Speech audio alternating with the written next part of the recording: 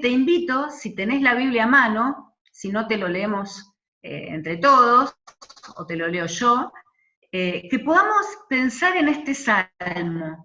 Yo lo voy a leer en la traducción Reina Valera, tengo algunos versículos después en la nueva versión internacional, así que son 5 versículos. Y el autor empieza diciendo: ¿hasta cuándo, Jehová, me olvidarás para siempre? ¿Hasta cuándo esconderás tu rostro de mí? ¿Hasta cuándo pondré consejos en mi corazón, en mi alma, con tristeza en mi corazón cada día? ¿Hasta cuándo será enaltecido el enemigo sobre mí? Mira, respóndeme, oh Dios mío, alumbra mis ojos para que no duerma de muerte, para que no diga mi enemigo lo vencí, mis enemigos se alegrarían si yo resbalara. Mas yo en tu misericordia he confiado. Mi corazón se alegrará en tu salvación, cantaré a Jehová, porque me ha hecho bien. Un salmo escrito por David, y los salmos, dicen los eruditos, que son la radiografía del ser humano, ¿no? Digamos, está hecho en un lenguaje comprensible, en un lenguaje humano del alma. Por eso, este salmo, que fue escrito aproximadamente entre el año 1010 y el 970 a.C., como es el exhalar de un ser humano que está componiendo una canción. ¿Cuántos compositores o músicos hay acá? ¿Quién es músico? ¿Alguno es músico, compositor?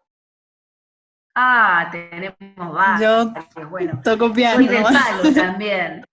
¿Tocás piano? Bueno, pero es interesante porque cuando uno ejecuta un instrumento, cuando uno compone una canción, o simplemente cuando uno es cantante y selecciona una canción, uno saca lo que hay adentro, ¿no es cierto?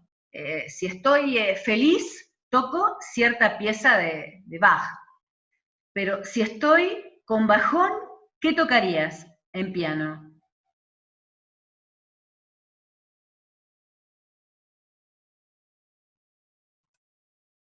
No importa, lo dejamos en suspenso. Pero piensen que cada uno de lo que lleva adentro transmite, ya sea en una composición musical, en la escritura de una poesía que después se le pone música. Bueno, era el caso de David. Por eso nos podemos sacar una radiografía leyendo este salmo. David exhalaba de lo que había adentro. Y hay 3 secciones en este salmo. La primera sección abarca los primeros 2 versículos. Y en esta sección lo primero que vemos es que hay una frase que se repite.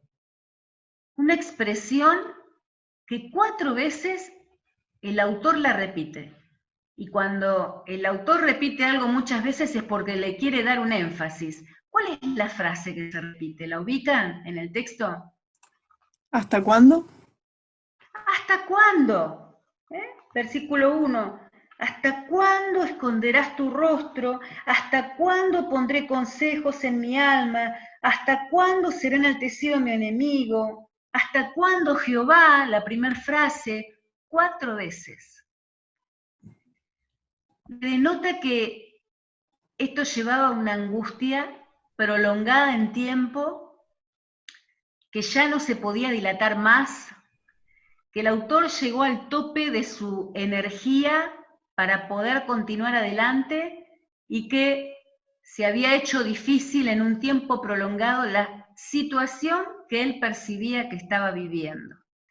La segunda cosa que vemos en esta sección es la percepción que tiene el salmista, el autor, de Dios. Esto es importante porque vamos a hablar de la palabra percepción. Estate atento con eso. Lo primero que percibe es que Dios lo olvidó. ¿Me olvidarás para siempre? Y fíjate que lo pregunta 2 veces. Dice, ¿hasta cuándo, Jehová? ¿Me olvidarás para siempre? Dice la segunda frase. Me olvidó. Dios me olvidó. Es la primera percepción del autor. La segunda percepción. Dios se fue. No está. ¿Hasta cuándo esconderás tu rostro de mí? Dios se ha ido. Dice la NBI, otra forma de traducción. ¿Hasta cuándo te esconderás de mí? Interesante. Dios se fue y se escondió. Para el salmista era esa su percepción. No es que el salmista se había ido de la presencia de Dios. Dios se fue de la presencia del salmista. Una cosa como ahora con el diario del lunes decimos bastante irreal su percepción. Y en el versículo 2 vemos una tercera percepción del autor. Y ya desciende escalón. Dice, ¿hasta cuándo pondré consejos en mi alma, con tristezas en mi corazón cada día? La NBI dice, ¿hasta cuándo mi alma y mi corazón habrán de sufrir y estar tristes todo el día? Esto no nos hace algún recordatorio de alguna persona con un indicio de depresión. ¿Han hablado con alguien que ha tenido un inicio de depresión o síntomas de depresión? Cuando la tristeza se instaló, ya más del bajón, más de que Dios se fue, me dejó solo, lo llamo y no está, tengo una tristeza interior todo el tiempo, todo el día, en mi corazón y en mi alma.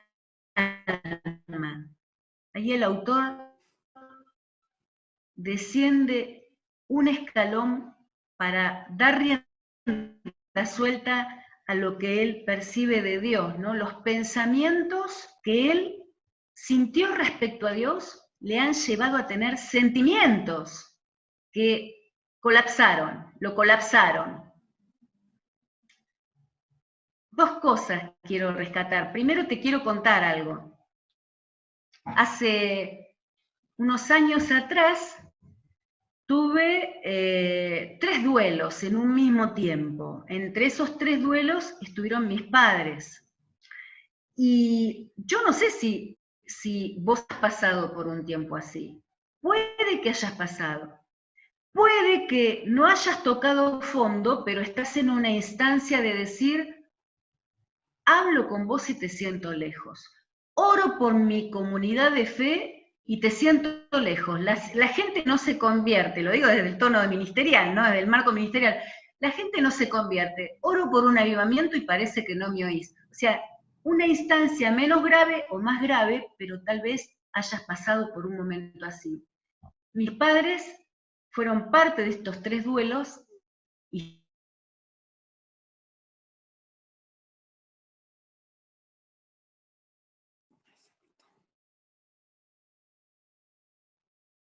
brazos, mirando mi dolor, mirando mi sufrimiento. Son nuestras percepciones en el medio del dolor. Y acá me quiero detener, porque después vamos a ver que el salmista hace un clic. Pero la palabra percepción es muy importante porque nos marca que es únicamente lo que nosotros sentimos respecto a Dios, no es la realidad. Yo recuerdo que en aquella oportunidad, habiendo nacido en toda una familia grande tengo, donde hay varios pastores, uno de cuna aprendió en escuelas dominicales y campamentos y demás, que la Biblia contiene la verdad, y que es la verdad objetiva y absoluta, ¿no? Cristo es la verdad, Jesús se definió como la verdad. Entonces, en esos momentos en que Dios parecía ausente, lejano, distante e indiferente, como nos puede identificar el salmista, opté por, recuerdo hasta hoy a la tarde me acordaba, abracé esta Biblia roja, es una Biblia grandota que tengo, y oré al Señor y le dije, no te siento, pero yo voy a estudiar tu palabra y voy a leer tu palabra hasta que vos no me saques de este pozo, yo no voy a parar de conectarme con tu palabra. Mi inteligencia decía eso, mis sentimientos decían otra cosa. Y acá es interesante ver que David, el autor de este salmo, tenía una percepción diferente a lo que era la realidad. De paso, históricamente, Jehová no dejaba a Israel, amaba al pueblo de Israel, amaba a David, y David veía una cosa diferente. Y en el versículo 2, dentro de esta sección, habla también del enemigo, que es un tema que quizá no es el tema en el cual entraríamos hoy, ¿no? Simplemente mencionar que son estados anímicos apropiados para que nuestros enemigos tomen también ventaja en nuestra vida con Dios, nuestra vida relacional con Dios, ¿no? Hay un profesor que Lucas conoce seguramente, Vilmar Casal, que siempre que me saluda me dice, y tené cuidado, ¿eh? ¿Con quién, Vilmar? Le digo yo. Me dice, con esa que se llama Karina Becerra. Nosotros somos nuestro enemigo muchas veces, ¿no? Satanás también es nuestro enemigo. El mundo y sus propuestas es nuestro enemigo. Y en estados anímicos, como el que estaba pasando David y nos podría reflejar, donde sentimos distancia respecto a Dios, son donde ellos toman ventaja, nuestros enemigos, ¿no?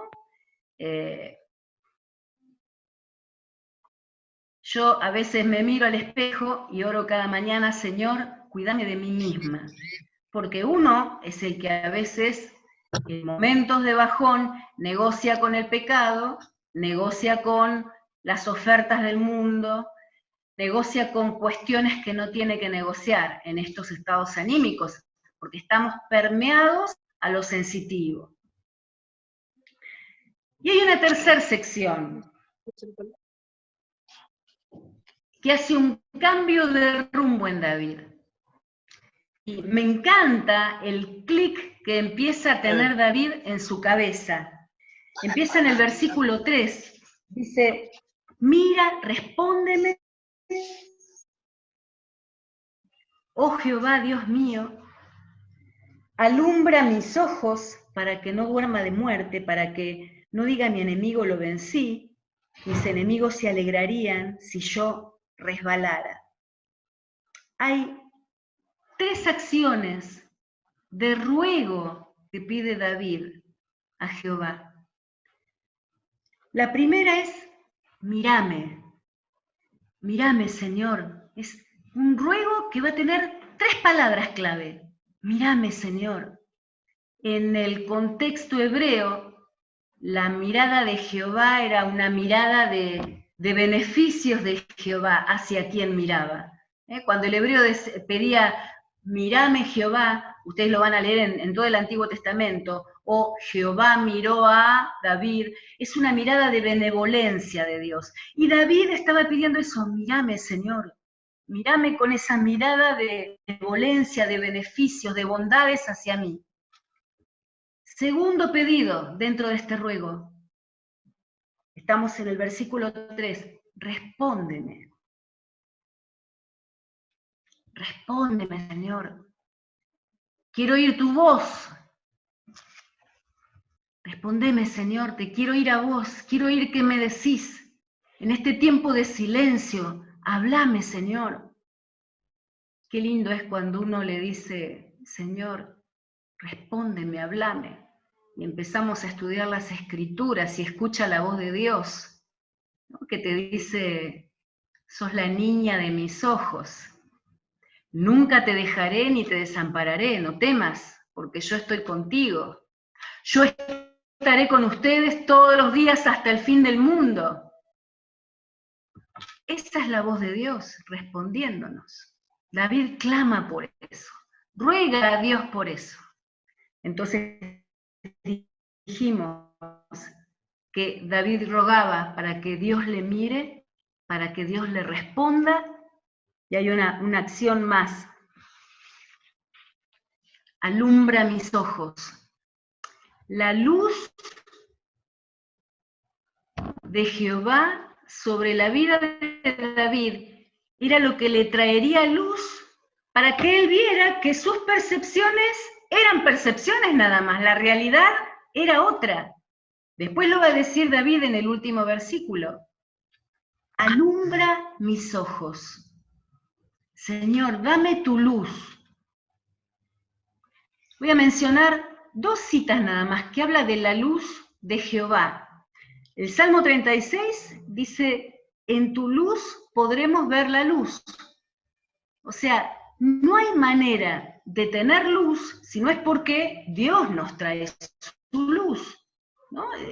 El que no tiene la luz de Jesucristo anda en tinieblas, dice San Juan. E Isaías, el profeta Isaías también habla de lo que significa para el hebreo la luz. En Isaías 26, 19 dice Isaías, porque tú envías tu luz como rocío, y los muertos volverán a nacer de la tierra.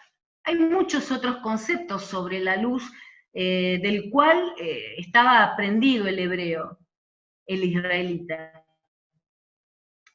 Y David pide a Jehová, alumbra mis ojos.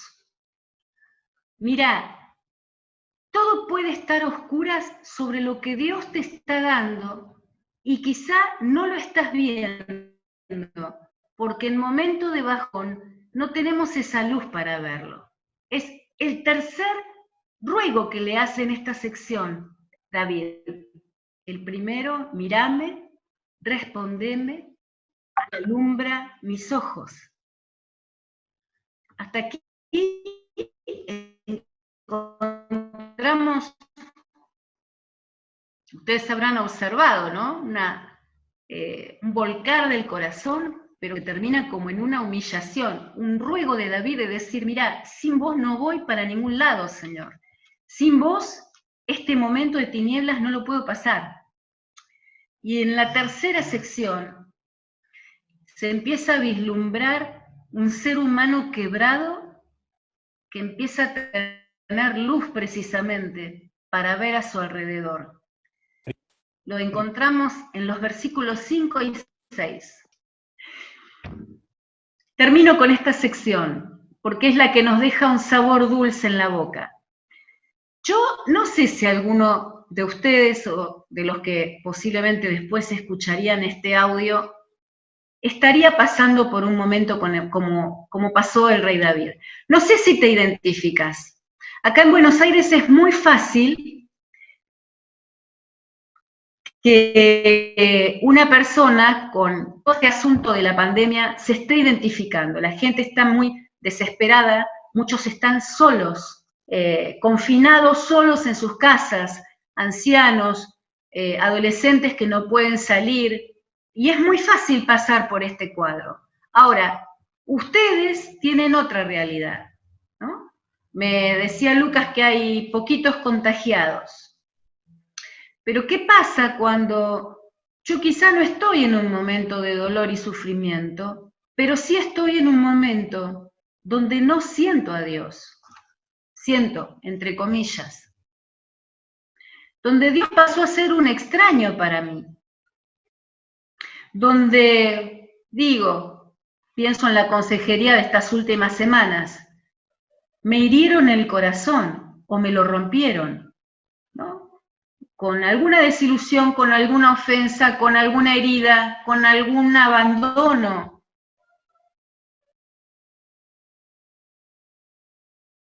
¿Qué pasa cuando paso otro proceso donde la ausencia de Dios es tan tangible? ¿No? Acordate, el ruego de David, mírame, perdón, mírame, respondeme, alumbra mis ojos. Y quiero terminar con esta sección, que se da como un clic, te decía antes, como que David empieza a tener respuesta, porque, empieza a decir, mas yo en tu misericordia he confiado, o sea, confía, empieza a confiar. ¿Te acordás cómo empezó el Salmo? Pero David empieza a confiar ahora, ¿no? Y tenía toda una historia como para mirar hacia atrás y darse cuenta que el Dios de Israel nunca había abandonado a Israel. Habrá mirado, no vamos a decir lo que el texto no dice, pero hay posibilidades, o yo en lugar de David, por ahí uno mira la historia y dice, ay, un pueblito nómade, no era nadie ese pueblo, Israel no era nadie, pero Dios, Jehová de los ejércitos, lo elige, lo hace crecer, lo expande, después lo libera de un tremendo imperio como el egipcio. Después lo lleva por el desierto y a este pueblito que no era nadie, que eran 4 gatos locos, les hace conquistar tierras a naciones que eran infernales en poder, en número. Y David empieza a ver la misericordia de Dios. Y misericordia, acordate que es amor y compasión. Y compasión, ¿sabes qué significa desde el griego? Sufrir juntos. Y David confía en la misericordia de Dios, o sea, en el amor y la compasión, en el sufrir de Dios junto a David con y por su amor. Y después se alegra. Dice, mi corazón se alegrará en tu salvación. Claro, ya David había visto cómo Jehová de los ejércitos había salvado cientos de veces a Israel, ¿no? No era nuevo para él que Jehová le salvara. Pero antes no lo veía, estaba en una completa oscuridad por su percepción. Y termina cantando y reconociendo el bien de Dios. Y con esto terminar. Hay veces en que los cuadros que vivimos no nos dejan reconocer el mayor bien que Dios hizo a la raza humana. Y quiero detenerme un minuto más sobre esto. ¿Sabés? Podemos tener deficiencias faltantes, no sé si me están escuchando bien, porque por ahí la conexión es intermitente, ¿sí? Gracias. Pero la cruz tuvimos el mayor bien que puede tener un ser humano. Y cuando se nos hace luz para ver esto, pero para verlo en profundidad, no podemos parar de adorar, de alabar, de cantar. No podemos frenar.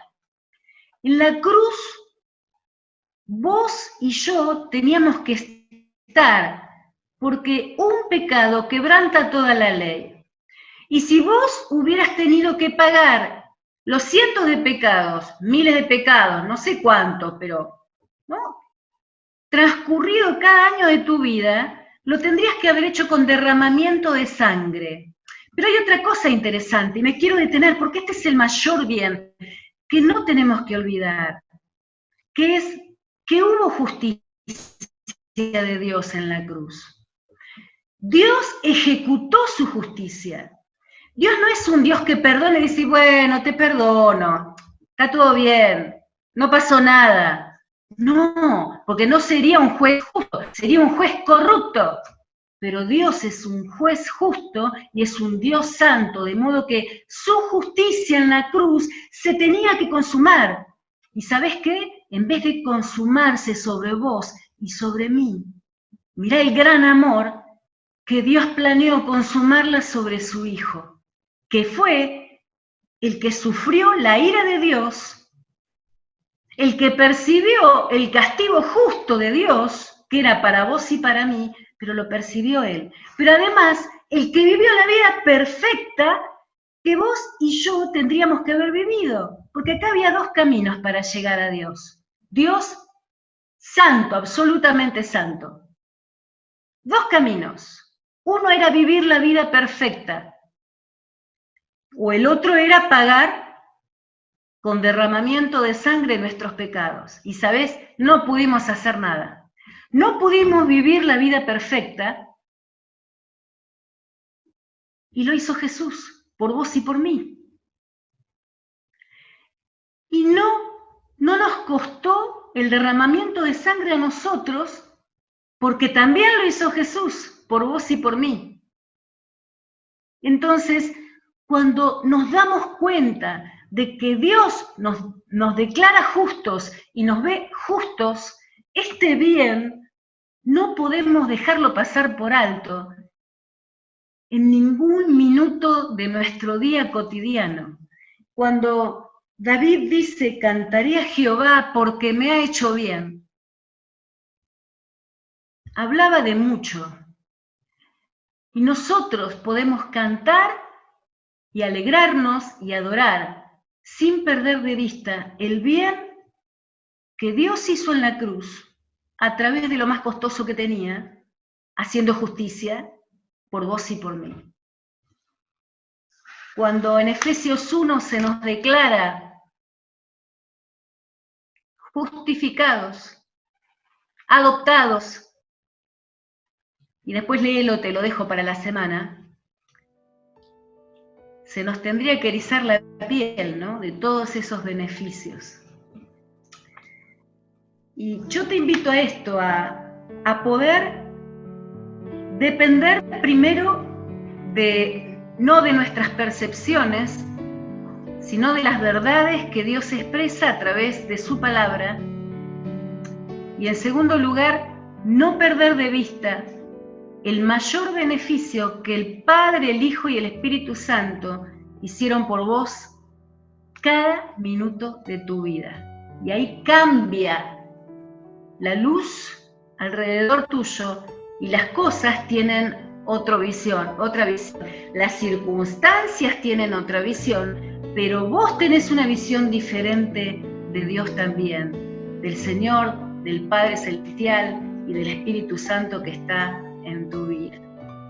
Así que, si me permitís, si los pastores me permiten, me gustaría orar por ustedes, dar gracias a Dios, porque la cruz siempre es el centro de nuestro aprendizaje, es el centro del mensaje unitario de la Biblia, de tapa a tapa, la cruz de Cristo, que emite los mayores beneficios, que transforman al ser quebrado mano en alguien que puede tener una visión de Dios correcta, si es que se aferra y si es que la ve a través de este libro, ¿no? ¿Me acompañás? ¿Oramos juntos? Señor, te doy gracias por estos jóvenes. Señor, cuántas cosas estarán planeadas para ellos. Qué maravilla tus planes respecto a ellos. Gracias, Señor. Gracias por David, Señor, en quien nos reflejamos, pero quien nos enseña sumisión, dependencia. Gracias, Señor, porque también nos refleja que como Él vio tus bienes, podemos ver, Señor, el mayor bien que nos hiciste en la cruz, además de todos los bienes que nos das con tu presencia en nuestras vidas, bienes cotidianos, Señor. Y te adoramos en esta hora por haber abierto tu palabra. Y, Señor, cuida nuestros pensamientos y nuestros sentimientos para que sean sujetos a tu palabra y no que sean quienes guíen nuestra vida. Señor, que tu palabra sea la guía y que todas nuestras percepciones de tu persona, nuestra vista de tu persona se sujete a ella. Te damos gracias en el nombre de Jesucristo, Padre Celestial. Amén. Amén.